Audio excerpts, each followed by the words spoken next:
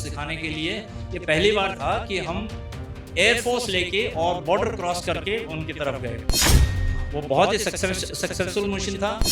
अभिनंदन ने बहुत बढ़िया काम किया, उसने एक F-16 शूट डाउन किया। हमारी कैपेबिलिटी इस रीजन में बहुत बड़ी है। जब हमने अंदर घुस के मारा, उसके बाद इस तरह का कोई टेररिस्ट अटैक अब तक नहीं हुआ है। और पाकिस्तान ये भी जानता है कि अगर हम उस लेवल का अटैक करेंगे तो फिर से हमें कुछ ना कुछ नुकसान उठाना पड़ेगा। ये डिसाइड हुआ था कि हम रफाल खरीदेंगे, बट समहाउ वो डील नहीं हो सकी। और उसके बाद जब मोदी गवर्नमेंट आई तो उन्होंने 36 रफाल की डील साइन की गवर्नमेंट टू गवर्नमेंट प्रोसीजर से। तो ये बहुत अच्छा कदम था गवर्नमेंट का, और मोदी गवर्नमेंट भी काम कर रही है। उन्होंने OROP इम्प्लीमेंट किया। मैंने 3000 से ज़्यादा ऑपरेशनल मिशंस फ्लाई किए हैं और मैं फ्लाइंग इंस्ट्रक्टर रहा हूँ, जिसमें 1000 घंटों से ज़्यादा मेरे इंस्ट्रक्शनल आवर्स हैं। मैं अपने करियर में एक फाइटर स्क्वाड्रन का कमांडिंग ऑफिसर रहा हूँ। मैं एयरफोर्स स्टेशन भुज का बेस कमांडर रहा हूँ, जहाँ की हमें एक ट्रॉफी मिली best flying station in the Indian air force in 2007। जो ट्रॉफी हमें Shri Abdul Kalam president of India ने दी थी उस वक्त। फिर भी आप कांग्रेस में आए, इसके पीछे कोई खास वजह? हाँ जी, कांग्रेस पार्टी एक बहुत पुरानी पार्टी है और हमारा परिवार शुरू से ही कांग्रेस के साथ जुड़ा हुआ है। मैंने 40 साल तक देश की सेवा की है, जहां मैंने अलग अलग स्टेशंस में, अलग अलग प्रांतों में, अलग अलग राज्यों में काम किया है। मैंने फॉरेन एयरफोर्सेस के साथ भी काम किया है। लेकिन अब मुझे लगता है कि रिटायरमेंट के बाद मुझे समय देना चाहिए अपने प्रदेश के लिए। तो मैं सोशल सर्विस करना चाहता हूँ, ना कि प्योर पॉलिटिक्स। मैं लोगों के लिए काम करना चाहता हूँ। मैं हमेशा से ही गांव से जुड़ा रहा हूँ। हमेशा लोग मुझे सन ऑफ द सॉइल कहते थे। नमस्कार, मैं हूं देवेंद्र, आप देख रहे हैं पंजाब केसरी टीवी। आदमपुर उपचुनाव आने वाला है, उससे पहले चुनाव को लेकर सरगर्मियां तेज हो चुकी हैं। नेताओं का इधर से उधर जाने का सिलसिला लगातार जारी है, साथ ही कार्यकर्ता भी ज्वाइन कर रहे हैं। लेकिन आज हरियाणा कांग्रेस में ज्वाइन किया है हरियाणा के इकलौते एयर मार्शल सुरेंद्र सिंह घोटिया जी ने।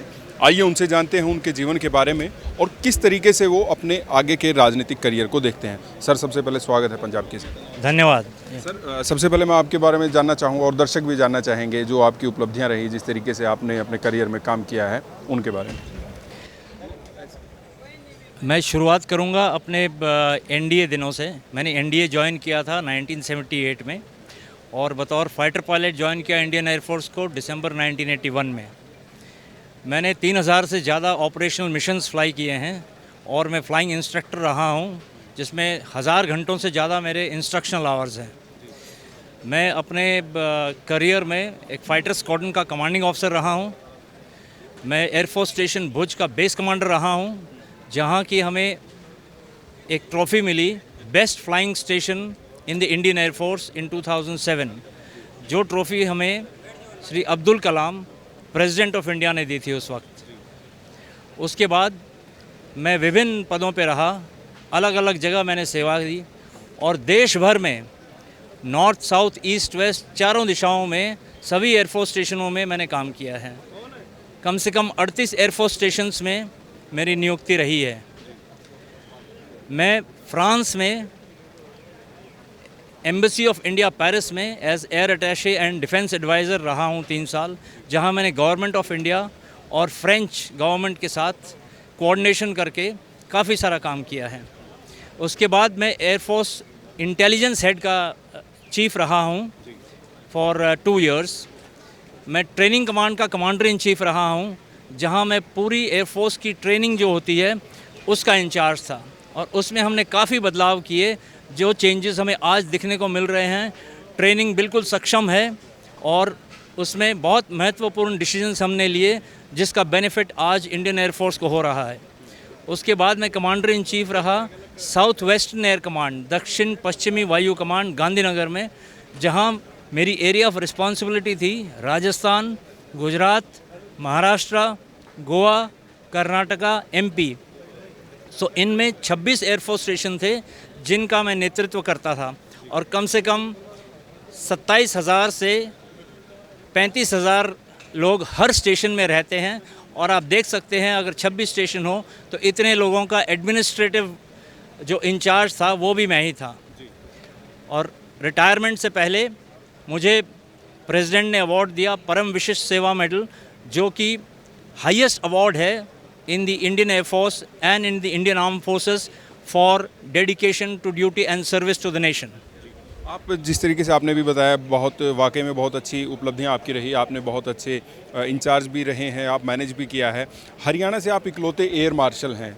इस करियर के दौरान, यहाँ तक पहुँचने के दौरान कितने संघर्ष आपके रहे और कैसे ये मुमकिन हो पाया? मैं हमेशा लोग मुझे सन ऑफ द सॉइल कहते थे। मैं सिरसा पोस्टेड था 3 साल के लिए और वहाँ पे हमने सबसे पहले एयरफोर्स में मिग 21 पर फ्लाइंग ट्रेनिंग शुरू की। जहाँ तक हरियाणा का सवाल है, मैं हमेशा से ही गांव से जुड़ा रहा हूँ। हमारा घर है, मैं गांव घुड़साल से बिलोंग करता हूँ, खेती बाड़ी है, सह परिवार है। हालांकि अभी मेरे माता पिता नहीं हैं, लेकिन मेरा आना जाना लगा रहता है। मैं जब सर्विस में था तो 6 महीने में एक बार ज़रूर गांव जाता था, सब लोगों से मिलता था और वहाँ का पहनावा, वहाँ का खाना पीना, मिलना, सभी जैसे लोग रहते थे वैसे ही मैं भी रहता था। अब रिटायरमेंट के बाद मेरे पास वक्त है तो मैं हर 2-2.5 महीने में एक चक्कर ज़रूर लगाता हूँ, सभी रिश्तेदारियों में मिलता हूँ, सभी ब्याह में या फिर किसी की शोक सभा में ज़रूर जाता हूँ। अब आप पॉलिटिक्स ज्वाइन कर ली है आपने, इस करियर को कैसे देखते हैं और आपने कांग्रेस को चूज़ किया है, क्या चीज़ आपको अच्छी लगी कि अब आपको राजनीति में आना चाहिए? देश सेवा आप एयरफोर्स में रह के कर चुके हैं, तो कैसे आपको ये अच्छा लगा? मैंने 40 साल तक देश की सेवा की है, जहां मैंने अलग अलग स्टेशंस में, अलग अलग प्रांतों में, अलग अलग राज्यों में काम किया है। मैंने फॉरेन एयरफोर्सेस के साथ भी काम किया है। लेकिन अब मुझे लगता है कि रिटायरमेंट के बाद मुझे समय देना चाहिए अपने प्रदेश के लिए। तो मैं सोशल सर्विस करना चाहता हूं, ना कि प्योर पॉलिटिक्स। मैं लोगों के लिए काम करना चाहता हूं। मैं ये चाहता हूं कि लोग पढ़ें, स्कूल्स एस्टैब्लिश हों, हॉस्पिटल्स बने, ताकि लोगों को दूर दूर ना जाना पड़े और कोई हो उनका जो नेतृत्व करे, जो उनको बताए कि आगे नौकरियों में कैसे आप उच्च स्तर की तैयारियां करके आप compete कर सकते हो। हमारे आदमपुर एरिया में ये बहुत बड़ी कमी है कि स्कूल्स नहीं हैं अच्छे। लोग अपने बच्चों को प्राइवेट स्कूल में भेजते हैं, लोग प्राइवेट हॉस्पिटल्स में जाना पसंद करते हैं, बल्कि गवर्नमेंट हॉस्पिटल्स में नहीं। तो हमें ये मजबूती दिलानी पड़ेगी इन 2 मुद्दों पर। बाकी स्वच्छ भारत का अभियान शुरू हुआ था। मेरी ये इच्छा है कि हर गांव एक मॉडल गांव बने, आदमपुर का हर गांव एक मॉडल गांव बने, स्वच्छ रहे, बिल्कुल निरोग रहे एंड स्वस्थ रहे। और कांग्रेस को ही आपने चूज़ किया, और भी पार्टियां हैं, राष्ट्रीय पार्टी है, भारतीय जनता पार्टी, जो कि सत्ता में है अभी भी, फिर भी आप कांग्रेस में आए हैं, इसके पीछे कोई खास वजह? हाँ जी, कांग्रेस पार्टी एक बहुत पुरानी पार्टी है और हमारा परिवार शुरू से ही कांग्रेस के साथ जुड़ा हुआ है। मेरी 40 साल की सर्विस में मैं इतना टाइम नहीं दे पाया इन चीज़ों के लिए, क्योंकि कुछ रिस्ट्रिक्शंस होती हैं, कुछ कंपल्शंस होते हैं जब आप सर्विस में होते हो, specially at the higher ranks. But अब जब मेरे पास टाइम है तो मैं अपना टाइम सारा इस एरिया को स्वस्थ, सक्षम और एजुकेटिव बनाने में डिवोट करना चाहता हूँ। एक मेरा सवाल ये है, क्योंकि मोदी सरकार लगातार कह रही है कि हमने मिलिट्री के लिए काफ़ी किया है, देश सेवा के लिए किया है, राष्ट्रभक्ति के लिए काफ़ी कुछ किया है, बजट भी वो बढ़ा रहे हैं, रफ़ाइल आ गया है। आप टोटल इस काम को किस तरीके से देखते हैं और कितना ये एक स्पेशली सवाल ये है कि रफ़ाइल का आना देश के लिए कितना महत्वपूर्ण और कितना अच्छा साबित मानते हैं आप? मैं जब फ्रांस में था तब एक 126 MMRCA की डील फाइनलाइज हो रही थी, जिसमें रफ़ाल नंबर 1 पे आया था।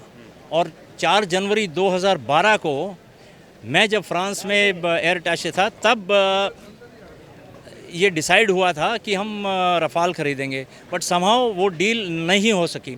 और उसके बाद जब मोदी गवर्नमेंट आई तो उन्होंने 36 रफ़ाल की डील साइन की गवर्नमेंट टू गवर्नमेंट प्रोसीजर से।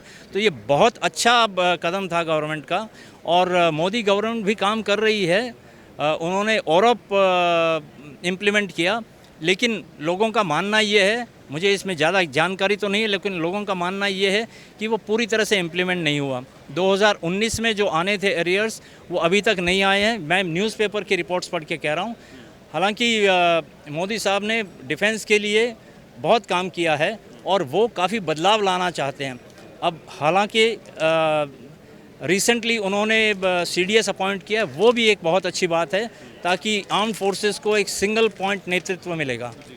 एक क्योंकि अभी 8 तारीख को एयरफोर्स डे आ रहा है और एयर शो चंडीगढ़ में है।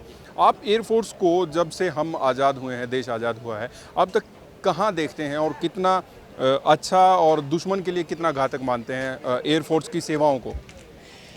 1947 में जब देश आज़ाद हुआ था, एयरफोर्स बहुत छोटी थी, बहुत कम फाइटर प्लेन्स थे।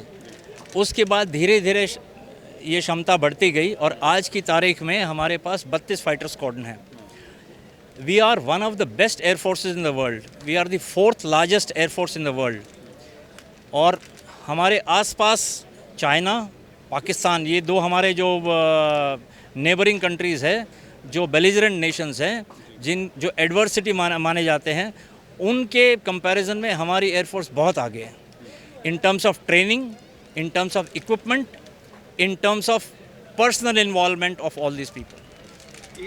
इसका अगर आप इसके बारे में बताना चाहें तो मैं जिक्र करना चाहूँगा, जब पाकिस्तान में अभिनंदन गए थे और फिर वो वापस आए हैं, वो क्योंकि चीज़ आपने ज़रूर महसूस की होगी, और किस आपका उस पूरे घटनाक्रम को लेकर क्या कहना है, और अभिनंदन का जिस तरीके से काम रहा, कैसे देखते हैं आप?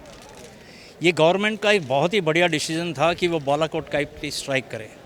पहले गवर्नमेंट ने उरी स्ट्राइक प्लान की, सर्जिकल स्ट्राइक। उसके बाद पाकिस्तान को सबक सिखाने के लिए ये पहली बार था कि हम एयरफोर्स लेके और बॉर्डर क्रॉस करके उनकी तरफ गए। वो बहुत ही सक्सेसफुल मिशन था। अभिनंदन ने बहुत बढ़िया काम किया, उसने एक F-16 शूट डाउन किया, और उसके बाद हमारी क्षमता, हमारा गौरव, हमारी कैपेबिलिटी इस रीजन में बहुत बड़ी है। और कहीं ना कहीं पाकिस्तान जिस तरीके से पहले हमले होते थे, उसके बाद पहले भी हमले होते थे, और अब जो स्थिति है, आप फ़र्क मानते हैं अब जो स्थिति है फ़िलहाल में? बिल्कुल बिल्कुल फ़र्क मानता हूँ, क्योंकि पहले जब भी कोई टेररिस्ट अटैक होता था, इस टाइप का कोई डिसीजन नहीं लिया गया था। लेकिन पिछली 2 बार से जब इस तरह का टेररिस्ट अटैक हुआ, उसके बाद जब हमने अंदर घुस के मारा, उसके बाद इस तरह का कोई टेररिस्ट अटैक अब तक नहीं हुआ है। और पाकिस्तान ये भी जानता है कि अगर हम उस लेवल का अटैक करेंगे तो फिर से हमें कुछ ना कुछ नुकसान उठाना पड़ेगा। चलिए, बहुत बहुत शुक्रिया सुरेंद्र जी। तो एयरफोर्स को लेकर, भारतीय सेना को लेकर और राजनीति को लेकर हमने सुरेंद्र सिंह घोटिया, जो कि हरियाणा के एकमात्र एयर मार्शल हैं, उनके साथ बात की। मैं हूं देवेंद्र, कैमरा के पीछे मेरे सहयोगी रजत। नमस्कार।